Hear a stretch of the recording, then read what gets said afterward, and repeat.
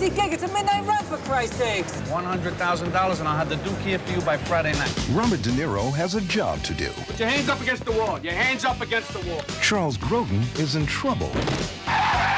It is truly in your best interest to just relax. I'm totally relaxed. And when John Ashton, Dennis Farina, and Yaphet Kotto get involved, the chase is on. And action. The film is Midnight Run, an action-adventure comedy from Beverly Hills Cop director Martin Brest. It's the story of two very different men, one a criminal, the other a bounty hunter, and their trek across the country. Why were they shooting? Why are we running away from the FBI? Because I got to bring you back myself, otherwise I won't get my money. I won't give you to the feds. The real appeal of the story is the relationship between the characters. I also suffer from acrophobia and claustrophobia. I'll tell you what, if you don't cooperate, you're going to suffer from fistophobia. The story basically is a guy chases another guy. What are you doing? You promise to let me go this time? And then a third guy chases the two guys. Who the hell were those kids? And a whole lot of other people chase all of the guys.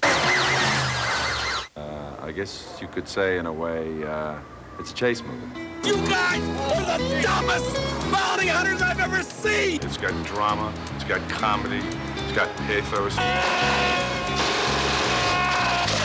The script is like Butch Cassidy and the Sundance Kid in a way, because there was these two outrageous guys being pursued by everybody. As Jonathan Mardukas, alias the Duke, Grodin plays an accountant who has stolen $15 million of mob money and given it to charity.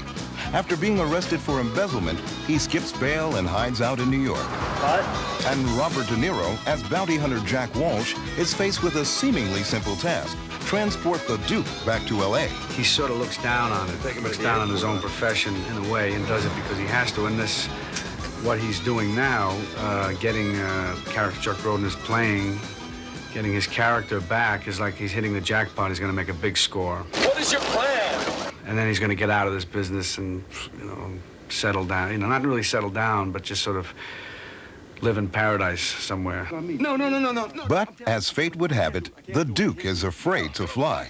These things go down. All right. These things go down, they go. And he flips out in such an uncontrollable way that they're forced to get off the plane and get on a train.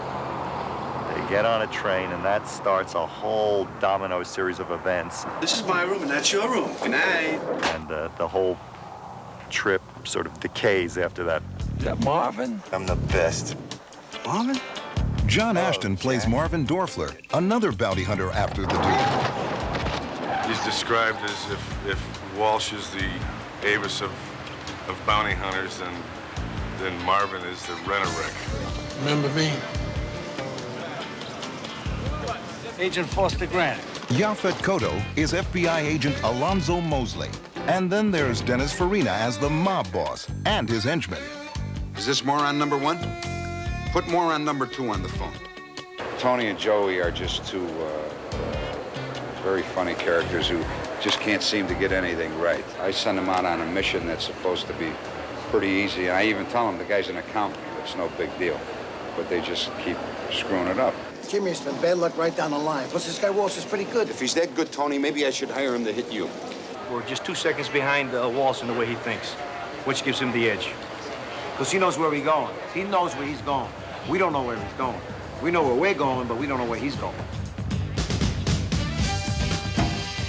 While making Midnight Run, the cast and crew went from New York to L.A. and several locations in between.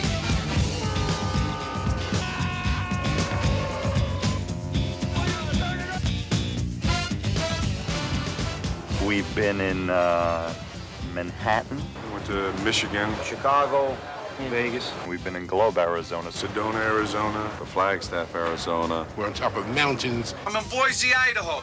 To Los Angeles, to New Zealand, to Los Angeles, to New York. Frankly, I don't even plan to get on a bus for about 6 years. Brest found that George Gallo's script was the most difficult he's ever shot. We must have around 30 scenes that normally would be the most difficult scene to shoot in a movie, but we have them like one after another. We go from like a shootout here to a car chase here to helicopters there. when I was writing the script, they said, Marty, this movie's getting too big. It's got, it's got like, Sugarland Express chase scenes in it, and we're blowing up helicopters, and they're in a river, they're going down a river, and there's this bus station shootout. I mean, there's all this stuff in this movie, and he just says, no, just keep going, just keep going. And I'm just like writing all this stuff, and I'm thinking there's no way they're gonna make this movie. You know, it's too out of control, and here we are, they're making it. And my feeling is if you're gonna work on something that hard, you better work on something that you like. Cabs under here and then strap these down to the bumper. Yeah. In the middle of the Nevada desert, Brest works with the crew preparing for a scene that will take place inside a stolen pickup truck. Bob has just found out that Charles has lied to him throughout the entire movie about something, and he's very, very angry about it. And the scene we're shooting now in this car that they've just, in this truck that they've just stolen, is the argument that ensues. Jack, let's be fair about this. You lied to me first. At the river! What? At the river! Before... Oh, at the river! You lied to me first! You lied to me first! You lied to me first! Yes! We get to know people, we get to see other sides of them, and life is not so simple. And that's kind of what the story is, too. These guys who are sort of forced into a situation, being next to each other and having to take the good with the bad. McCarran Airport in Las Vegas was a potential logistical nightmare. It was where all the elements and characters of the story came together for the first time. Serrano and his people, Mosley and his several hundred agents, along with De Niro, Grodin, and Ashton. Even Brest made a cameo appearance. May I help you, sir? Yeah, give me a one-way ticket to L.A. One-way ticket to Los Angeles? But Brest says that wasn't his biggest challenge. The biggest challenge in this movie was staying awake for 90 days. Without a day off. That was the biggest challenge. It was like an adventure in terms of going to these different locations. I enjoy that. It's fun. It's a lot of hard work. It's all those things, you know. You guys look like you do a lot of traveling. Yeah.